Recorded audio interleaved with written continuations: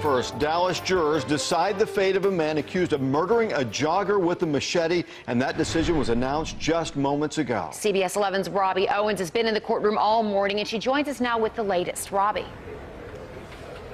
Well, Karen, you know that it would be guilt or innocence is really not what this trial has been about. I know that you and Russ have been following along, and defense attorney Paul Johnson almost conceded a guilty verdict was coming in his closing arguments this morning, but he has alluded all along that this trial was really not about who committed the murder of David Stevens on the White Rock Trail back in October of 2015. Just moments ago, he told jurors as he began his defense of Thomas Johnson that it wasn't Thomas that committed the murder.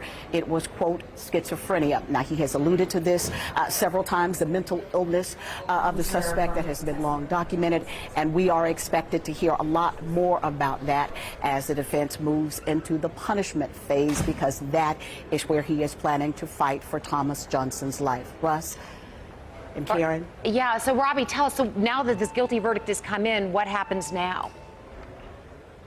Well, as I mentioned, they are moving immediately to the punishment phase. The defense is calling witnesses right now, talking about the Thomas Johnson that this young man was prior to that awful incident on the White Rock Trail. He grew up here in North Texas, was, in Paul Johnson's words, an exceptional athlete, excelling in everything he participated in, whether that was track, whether that was basketball. He was heavily recruited, all of the major colleges around the country. He chose Texas A&M, had just a standout performance in one of the biggest games in A&M's history back in 2012 when they beat Alabama. He was a standout that day, and then days later, he just disappeared. It was at that point, defense attorney Paul Johnson says, that the schizophrenia really began manifesting. He had been talking to himself, hearing voices, at one point telling people that he thought he was Jesus Christ.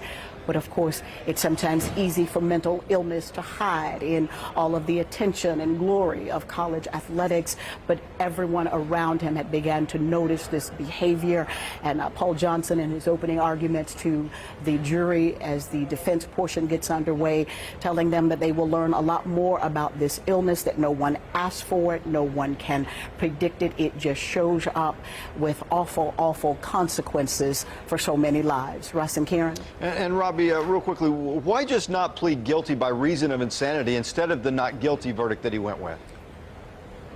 I know that was a very interesting question, and I asked defense attorney Paul Johnson that yesterday, and he clarified that they did not plead not guilty by reason of insanity. And during a brief exchange this morning, he asked Thomas to rise. He asked him questions about his mental competency, his history of mental illness. A lot of this is just those things that have to happen on the record that he was competent to discuss with his defense attorney, his defense. Earlier, you all know he was declared incompetent to stand trial because of his history of mental illness, but he was able to be hospitalized and has undergone treatment and was, I don't want to say cured, because schizophrenia is something that is managed but not necessarily cured, but he was able to understand what was happening and to participate in his defense. I expect that as this punishment phase of the trial moves ahead, we will hear more about defense attorney Paul Johnson's strategy in deciding not to, as you said, declare or plead not guilty by reason of insanity, but rather to hopefully sway jurors during the punishment phase of this trial that this was not the Thomas Johnson who he described as gentle and kind and respectful. This was not the young man that everyone knew prior to the onset of this mental illness. And this is happening as we speak right now, the punishment phase of the trial getting underway. Defense attorney Paul Johnson, explaining to this jury and trying to sway them about all of the factors that went into that horrible morning on the White Rock Trail. Such a tragic case on so many levels, Robbie. Just awful, awful story. Yes, it is. Thank you. We'll let you get back in there. Really appreciate the update.